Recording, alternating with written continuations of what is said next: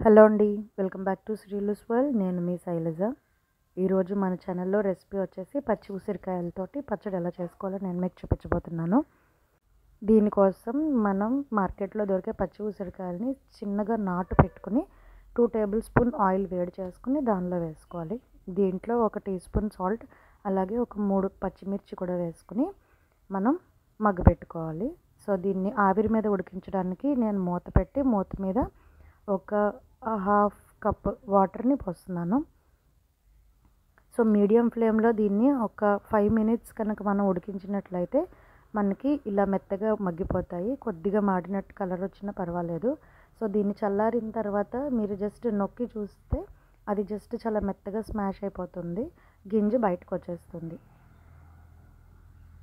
So అది బాగా చల్లారనివ్వాలి, లేదంటే చేతికి పట్టి కాలే అవకాశం ఉంటుంది. కాబట్టి బాగా చల్లారనివ్వండి. అలా చల్లారిన తర్వాత వాటిని జాగ్రత్తగా నొక్కితే గింజ బయటకు వచ్చేస్తుంది. సో ఎలా అయితే నేను చూపిస్తున్నానో వీడియోలో అదే విధంగా సింపుల్గా జస్ట్ ప్రెస్ చేస్తే సింగిల్ హ్యాండ్తో గింజ అనేది యువతలకు వచ్చేస్తుంది అనమాట. ఇలా మొత్తం గింజలన్నింటినీ తీసేసుకున్న తర్వాత ఆ ముక్కలన్నింటినీ మిక్సీ బౌల్లో వేసేసుకోవాలి. ఇప్పుడు ఈ మిక్సీ బౌల్లోకి 1 నుంచి 1.5 టీ స్పూన్ మెంతిపిండి వేసుకోవాలి. అంటే ఆవాలు మెంతులు డ్రై రోస్ట్ చేసుకునే పౌడర్ అనమాట. అలాగే దీనిలోకి 1 టీ స్పూన్ వరకు వేయించి పెట్టుకున్న ఎండుమిరపకాయల కారం కూడా వేసుకోవాలి.